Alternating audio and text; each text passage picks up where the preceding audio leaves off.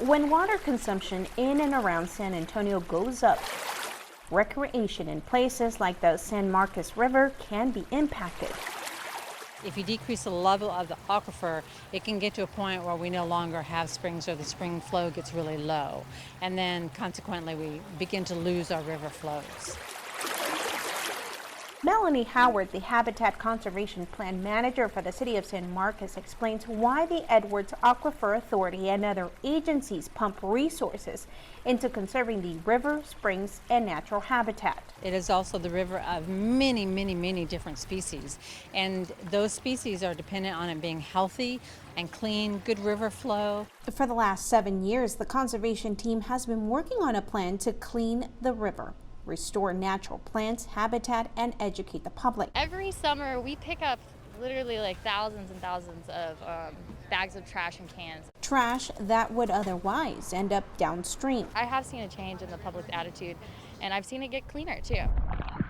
Boatloads of vegetation is removed daily to help a rare species. This is Texas wild rice, and it only grows in Hays County. Through the conservation efforts, they've really seen it thrive. Vegetation gets caught up on the plants and it shades it out and stops up the flow of the river, and it'll actually kill the plants. Bryce Kudas says the work to maintain a healthy river and riverbank is year-round. We spend a lot of time removing non-native trees, and then so years later you'll see the natives coming back and the land gets restored to a natural condition. The hope is that river visitors don't take this natural treasure for granted. If we had no endangered species, we would have no protection for our flows. It is because of those species that we have a river. Patty Santos, KSAT 12 News. It was all smiles and cheers for Miles Butry and his family as he met with the Boerne firefighters who helped him with the rescue. A puddle-jumping rainy day on Windsor Drive on May 12 for the 3-year-old and 6-year-old Ella and their dad turned nearly deadly. I looked back over, my daughter was sliding down the drain. It was kind of that moment of, here we go. Blake Butry ran after her. I could see her pink jacket disappear into the pipe and just went after her from there. According to the fire department, the two went underground in here into the storm drain, swept about 250 feet into a culvert 15 feet underground. Somehow he was able to stop himself in the chute, and there was a little bit of a standing platform that was covered by water that they were able to stand on. Meanwhile, the scared toddler left behind ran home. What did you do when your daddy and your sister were in trouble? Go to my mama. And he said, Ella fell in and my daddy went in to get her. Underground, Butry found Ella and waited, worried Miles might be behind. And he was, but with help. About 5-10 minutes later, the Boerne Fire Department showed up. They were pulled to safety without injury, and although Miles was recognized as a hero, at the end of the day, you can see he's just a normal kid. 1, 2, 3. 3, that's right. I'm starting to turn 4. Patty Santos, KSAT 12 News. This water's already been paid for, and it's just flowing down the creek. Nobody gets to use it. Nobody gets to drink it. It's being wasted.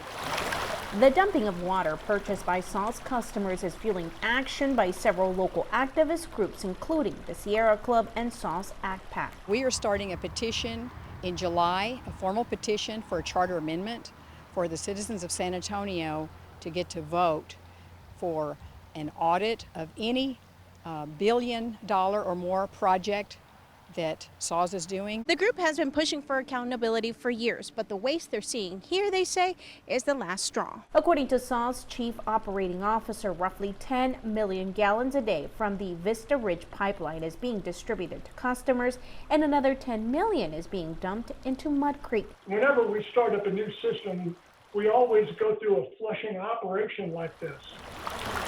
The flushing at Hardy Oaks Agua Vista plant should last 1 to 2 weeks. This week, the SAWS board also got a full price tag for the project, $224 million, about $100 million over the estimated cost quoted in 2015 when the project started. It didn't include, for example, easements. It didn't include property. It didn't include the design services that we needed to do to build those facilities. Activists say this is another reason they want to audit SAWS. We finally got that answer because over these last years, we've gotten a few million here, a few million there. Saws say they have been transparent throughout the entire process. We brief our board on a monthly basis. Patty Santos, KSAT 12 News.